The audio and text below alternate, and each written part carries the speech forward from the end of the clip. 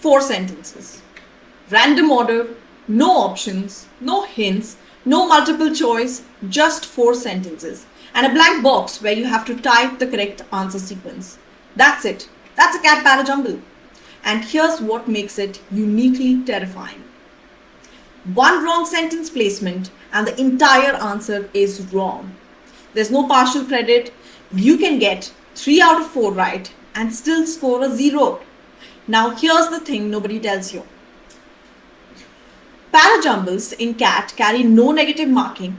They are TITA questions. Type in the answer, which means even if you are not 100% sure, you should attempt every single one. And if you have the right framework, and after this video you will, you should be getting these correct in a very high rate. CAT 2025 brought back parajumbles after a full year's absence. 2 questions, TITA format, code decidable if you knew what to look for. Most students didn't. Today you will. Let's go.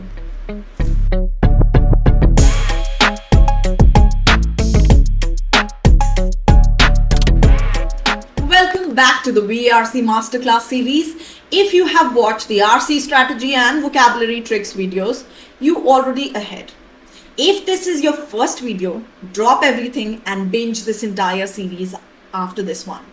Today is the Parajumbles Masterclass and I want to set your expectations right at the start.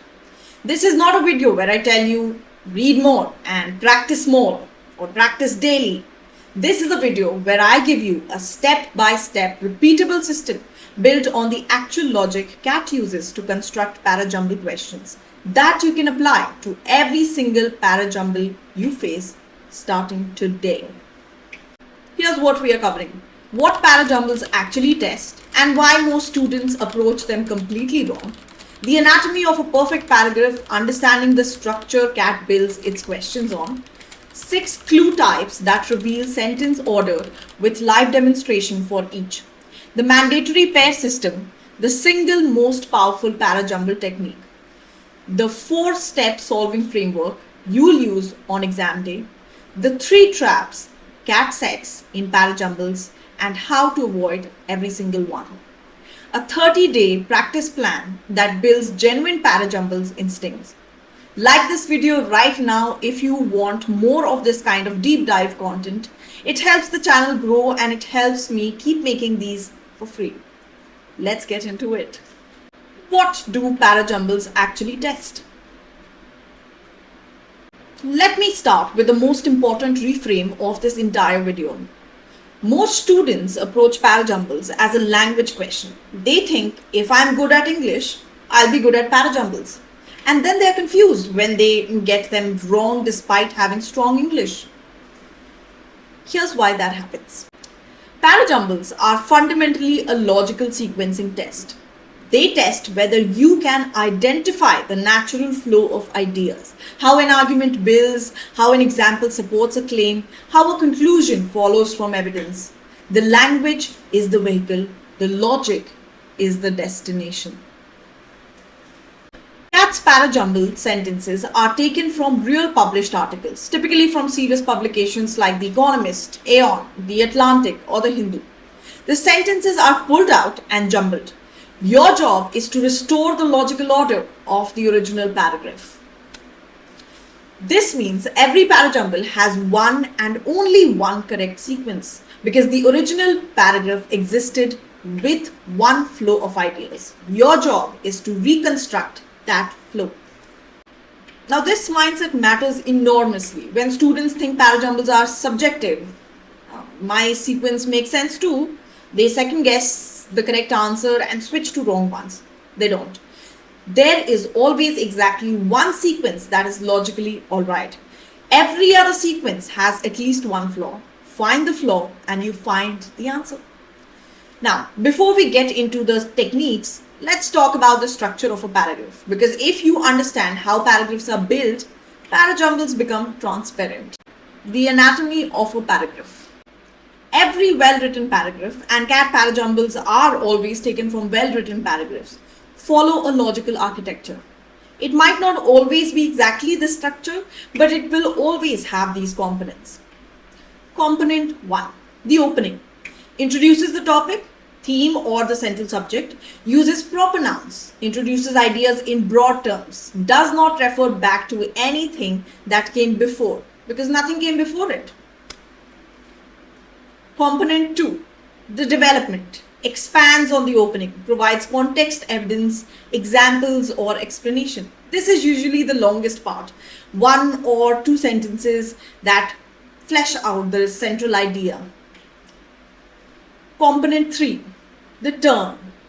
This is optional but common. Introduces a contrast, complication, or counter argument, often marked by contrast signals like however, but, yet, on the other hand. Component 4, the closing, draws a conclusion, makes a final observation, or loops back to the opening theme, has a sense of finality, does not introduce brand new ideas. And this is important. Once you can feel this architecture, and with practice you absolutely will, you can often place sentences without needing specific clues. You know that a sentence introducing a new proper noun is likely the opener. You know that a sentence starting with therefore or thus is likely the closer. Now let's do a deeper dive into the specific rules. The 6 clue types. There are exactly 6 types of clues embedded in every CAT parajumble. Some questions give you 2 or 3 of these simultaneously. Some give you only 1, but every question has at least 1. Your job is to find them and use them to lock in sequence. Let's go through each one with a real demonstration. Clue type 1, the opening sentence identifier. The opening sentence of any paragraph has one defining characteristic. It does not refer back to anything that came before it, because nothing came before it. This means you can identify the opening sentence by checking for the absence of these features. No pronoun referring to an unintroduced noun, no he, no she, they, it, this, these, without a noun already introduced. No transition word that implies something preceded it. No however, therefore, moreover, thus, additionally. No definite article the used for a concept that hasn't been named yet. Conversely, the opening sentence typically has a proper noun or a broad introductory concept introduced for the first time. A general statement that sets the stage, not a specific example or detail. Take these 4 sentences. A, it remains one of the most contested ideas in contemporary economics. B, in income inequality refers to the unequal distribution of wealth and income across a population. C, critics argue that high inequality undermines social mobility and democratic institutions. And D, proponents, however, claim that some degree of inequality is necessary to incentivize innovation. Now apply the opening identifier test. Sentence A starts with it. What does it refer to? Nothing has been introduced yet. Cannot be the first. Sentence B introduces income inequality as a concept, defines it clearly. No backward references, no connectors implying something prior. Strong candidate for first. Sentence C, critics argue this implies we already know the context. Also, high inequality implies the concept has been introduced, not first.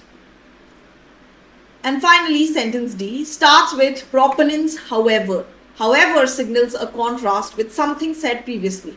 Cannot be first. Sentence B is the opener. Lock it in. Clue type 2, the noun-pronoun chain. This is the most reliable clue in parajumbles, and it works almost every single time. In natural writing, when a person, place, thing, or idea is introduced for the first time, a noun is used.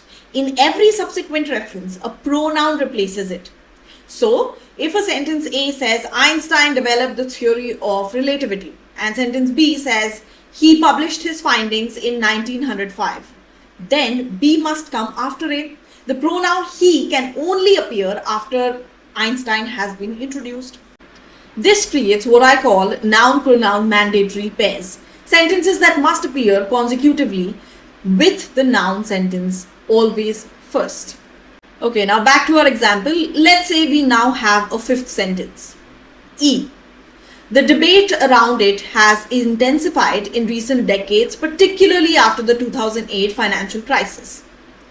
It in the sentence E refers to income inequality, which was introduced in sentence B. So E must come after B. So B and then E is a mandatory pair. One important nuance: the pronoun usually refers to the noun in the sentence that comes immediately before, not two sentences before. If you see a pronoun and the noun is two sentences back, be cautious. There may be an intermediate sentence you are missing. Clue type 3, transition word signals. Transition words are the most visible clues in parajumbles and also the most commonly misused. Let me give you a complete categorized system. Category 1, contrast signals. However, but, yet, nevertheless, notwithstanding, albeit, on the contrary, conversely, in spite of this. What they tell you, the sentence before this one, made a claim, and this sentence contradicts or complicates it. Rule: a sentence starting with a contrast signal cannot be the first sentence. Category 2, continuation, additional signals. Furthermore, moreover, additionally, in addition, also, besides, similarly, likewise. What is more? What they tell you? The sentence before this one made a point, and this sentence adds to it in the same direction. Rule: these sentences cannot be first, they follow a supporting or related idea. Category 3, cause and effect signals. Therefore, thus, hence, consequently, as a result, this is why, for this reason. What they tell you? The sentence before this one gave a reason or evidence. This sentence gives the outcome or conclusion. Rule: these sentences come after the reason, never before. They are often the closing sentence. Category 4, illustration signals. For example, for instance, to illuminate, to illustrate, specifically, in particular, as seen in. What they tell you? The sentence before this one made a general claim. This sentence gives a specific example. Rule: these sentences come after the claim, they are illustrative. They are never the opener. Category 4, illustration signals. For example, for instance, to illustrate, specifically, in particular, as seen in. What they tell you? The sentence before this one made a general claim. This sentence gives a specific example. Rule: these sentences come after the claim, they are illustrative. They are never the opener. Category 5, concession signals. Although, even though, granted, admittedly, it is true that while it may be seen. What they tell you? This sentence is acknowledging a point that weakens the main argument, usually followed by a but that restates the main argument. Rule: concession sentences often come in the middle of a paragraph, after the main claim is made and before the rebuttal. Clue type 4, the definite article rule. In English, a or an is used to introduce something for the first time. The is used to refer to something already introduced.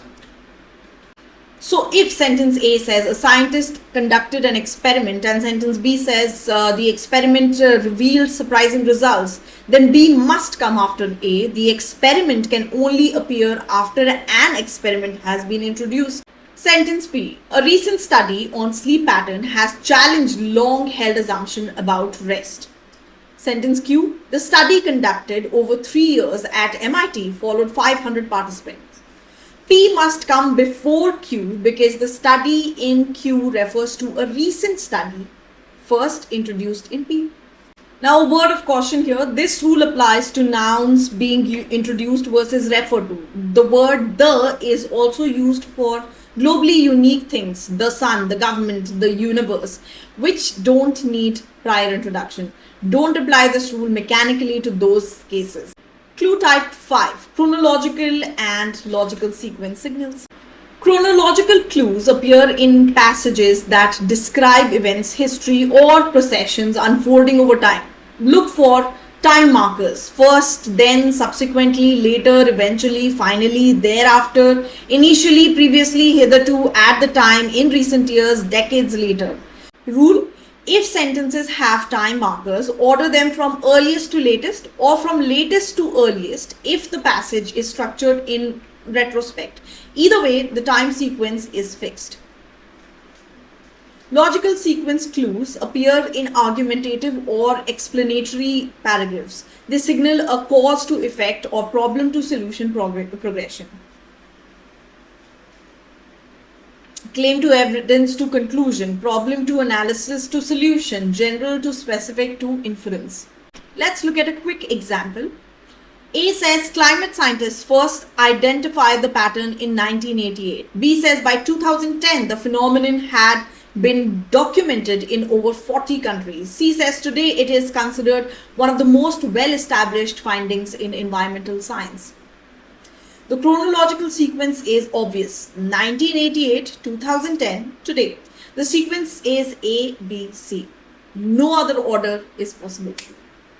Clue type 6, the closing sentence identifier. Now, just as the opening sentence has defining features, so does the closing sentence. The closing sentence typically draws a conclusion from everything that came before, often uses therefore, thus, hence, ultimately, in the end. This suggests that makes a broad summarizing statement, stepping back from the specific details to state the larger implication. Does not introduce a brand new concept, person, or example because new information after a conclusion is jarring and illogical. May loop back to the theme of the opening, creating a sense of completedness. Let's look at a demo, continuing from our income inequality example. F. The debate, therefore, is not simply economic. It speaks to the very kind of society we wish to rebuild.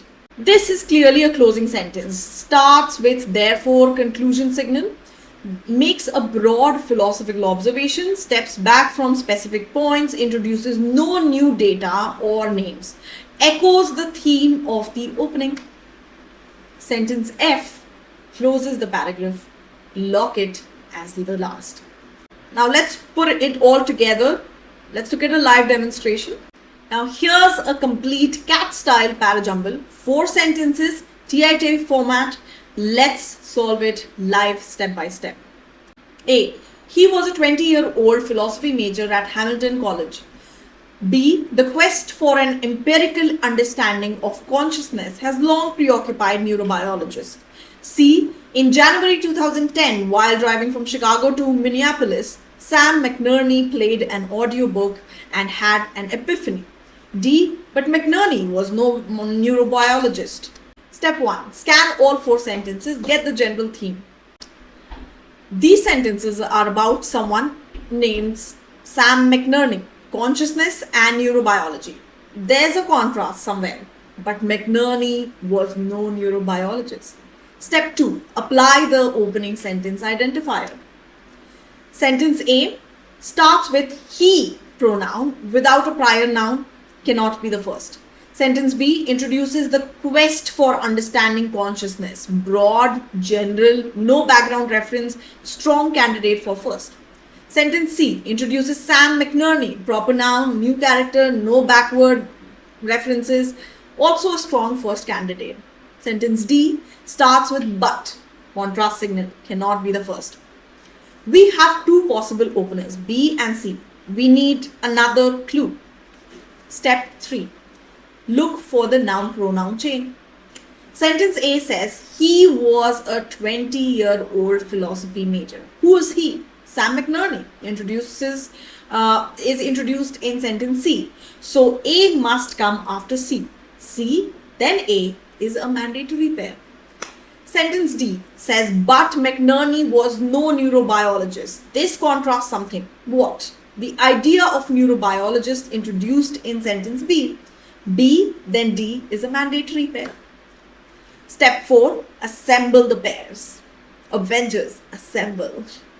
Mandatory pair 1, C, then A, Sam McNerney introduced, then described. Mandatory pair 2, B, then D, neurobiologist introduced, then contrasted with McNerney. Now, which pair comes first? B introduces a broad academic quest. C introduces a specific person having an epiphany. In good paragraph structure, broad context usually precedes specific examples. So B comes before C. Final sequence, B, then D, then C, then A. Let's read it back to verify. The quest for an empirical understanding of consciousness has long preoccupied neurobiologists. But McNerney was no neurobiologist. In January 2010, while driving from Chicago to Minneapolis, Sam McNerney played an audiobook and had an epiphany. He was a 20-year-old philosophy major at Hamilton College. Reads perfectly, makes complete logical sense. Answer B, D, C, A.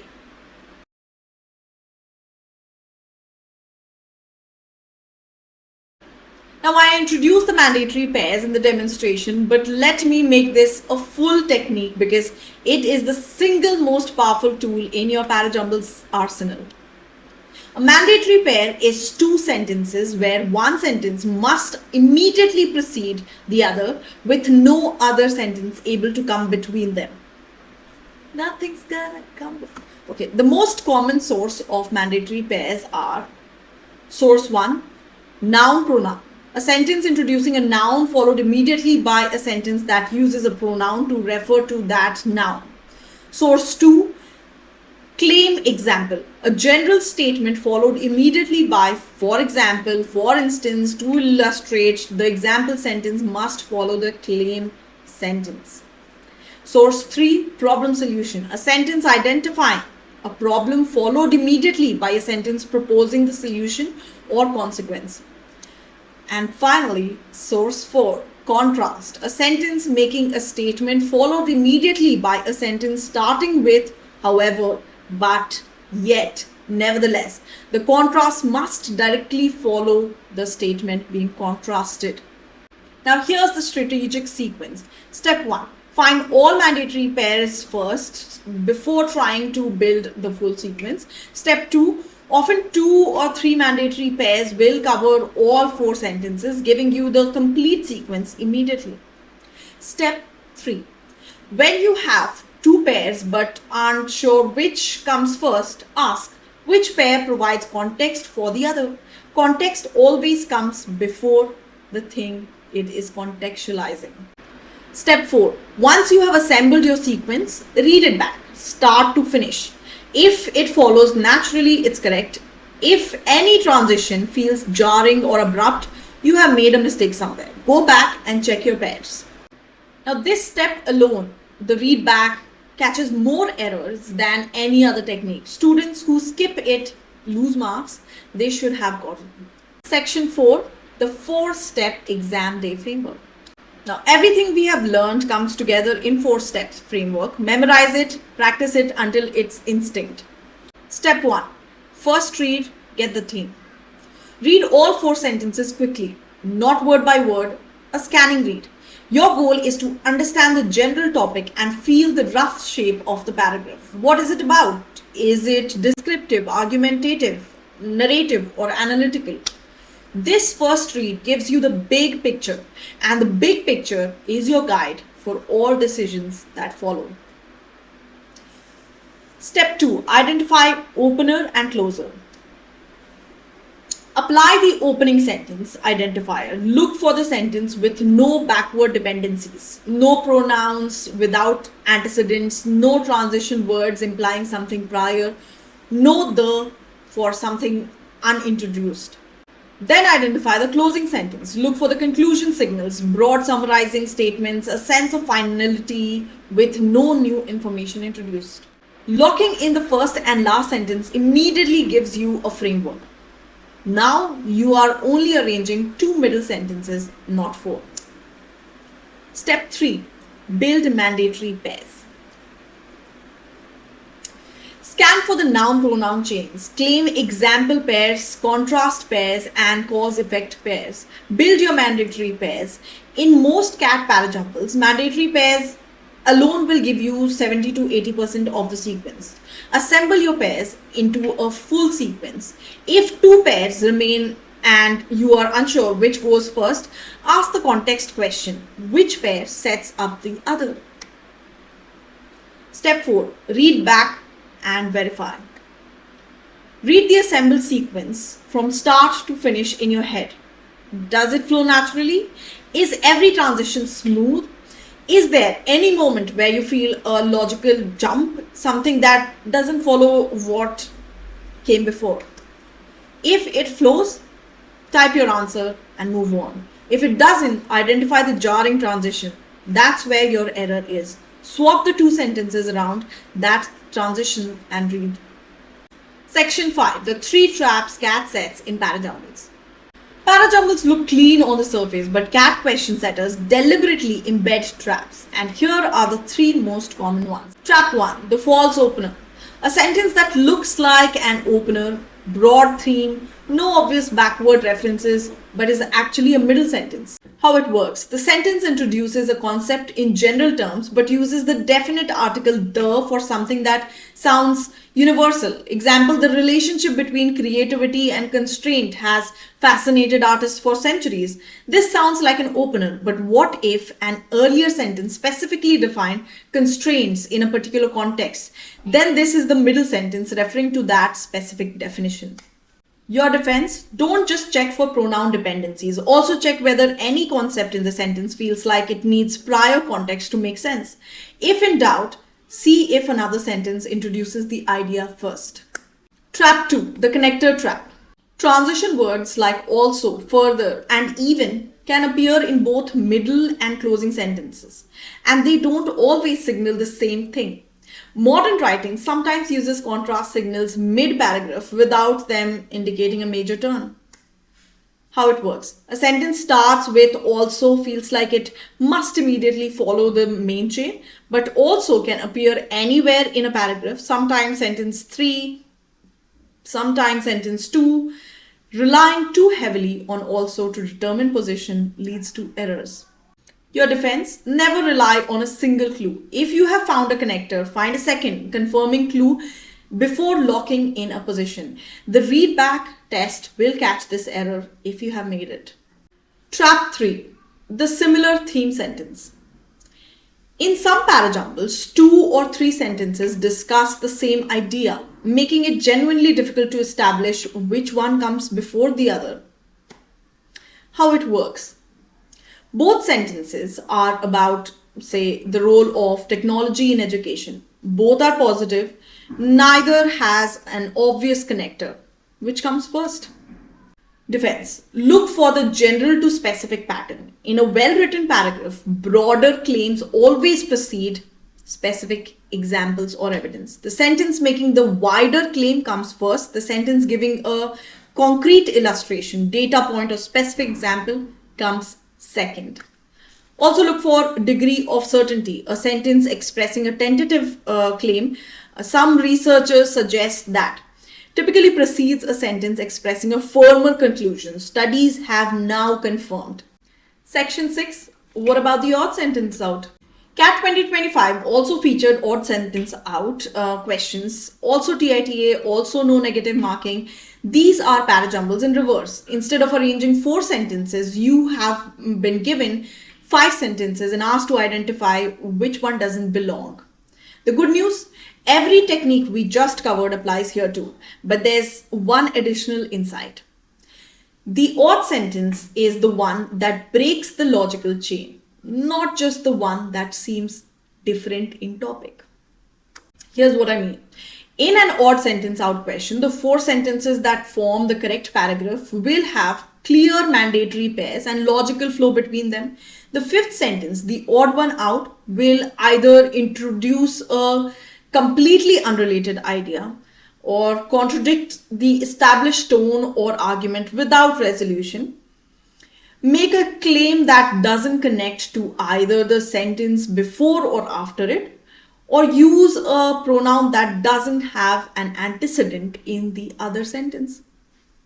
Your strategy, try to build the paragraph from the 5 sentences using your parajumbles framework, the sentence that you simply cannot fit into any logical position without disrupting the flow. That is, my friend, your odd one out. Think of it this way. 4 of the 5 sentences form a clear chain. One sentence has no links. Find the linkless sentence. Section 7. The 30-day Parajumble Practice Plan. Parajumbles are one of the few CAT topics where volume of practice directly and predictably translates into accuracy. Every expert I have studied and every topper analysis I have read confirms students who solve 20 to 30 parajumbles per day for 3 to 4 months develop an automatic sense of paragraph flow. So here's your 30-day foundation plan. Week 1. Technique drilling. 10 parajumbles per day. In this week, you are not trying to solve parajumbles fast. You are explicitly practicing each of the 6 clue type one at a time. Day 1 to 2, practice identifying opening and closing sentences only. Day 3 and 4, practice finding noun-pronoun chains and building mandatory pairs. Day 5 and 6, practice identifying all transition word categories in sentences you read. Day 7, full practice. Solve 10 parajumbles applying all clue types untimed. From where? Source, CAT previous year paper 2017 to 2025. These are the gold standards. The difficulty and writing style is perfectly calibrated. Week 2, timed drilling. 15 parajumbles per day. Now introduce time pressure. Target 3 minutes per parajumble. Start with CAT previous year parajumbles, then move to parajumbles from Arun Sharma's How to Prepare for Verbal Ability and Reading Comprehension for CAT, widely considered the best preparation resource for VM. Critical addition: after every session, read the correct sequence carefully. Even if you got it right, understanding why the correct sequence is correct deepens your instinct. Week 3, mixed practice. 20 parajumbles per day. Now, mix parajumbles with odd sentence out questions in every session. They share the same logic. Practicing them together reinforces both skills simultaneously. Also begin practicing without looking at any clues first. Force yourself to build the sequence before checking the sequence signals. This trains holistic paragraph sense, not just mechanical clue hunting. Week 4, integration. Full VARC mocks. Stop doing isolated parajumble practice. Now practice only in the context of full VARC section. 40 minutes mocks, exam conditions. After every mock, audit your parajumble performance specifically. How long did each question take? Which clue type resolved it? Where did you hesitate or go wrong? This audit and adjust loop in week 4 is what locks in exam level accuracy. Section 8, the strategic reality. How much do parajumbles matter? Let me give you the strategic picture, because knowing where parajumbles sit in the overall VARC scoring landscape affects how much time you should invest in them. In CAT 2025, there were exactly 2 parajumble questions per slot. TITA format, no negative marking, that's 6 marks available with 0 risk. In comparison, one wrong RC question cost you 1 marks in negative marking on top of missing the 3 marks, a 4 mark swing. Parajumbles carry no such risk. This means you should attempt every parajumble every single time, even if you are not confident. Even if you can only get to a 50-50 between 2 sequences. Attempt both and pick the one that reads more naturally. The expected value calculation is simple. Attempt is equal to chance of +3. Worst case, 0. Don't attempt, guaranteed 0. At the same time, don't over-invest exam time in parajumbles at the expense of RC. If a parajumble is genuinely stumping you after 3 minutes, type your best sequence and move on. The RC marks, 16 questions at +3 each, are where your score is primarily built. Parajumbles are the bonus. RC is the foundation. Master both, prioritize accordingly. I want to leave you with a truth that applies to parajumbles and honestly to the entire CAT exam. Every parajumble question you face has already been solved. It has one correct answer. The logical sequence of the original paragraph existed before the question setters even jumbled it. Your job is to not create order, it is to rediscover the order that was always there. That means the answer is always findable. It's never arbitrary, it's never purely about luck or native English skills. It's about having a system and trusting that system even when a question feels hard. You now have that system, the 6-clue type, the mandatory pair method, the 4-step framework, the 3 traps to avoid, the practice plan to build instinct. What separates the students who walk out of the VARC section with 2 parajumbles marks from the one who walk out with 0 is not intelligence, it's preparation.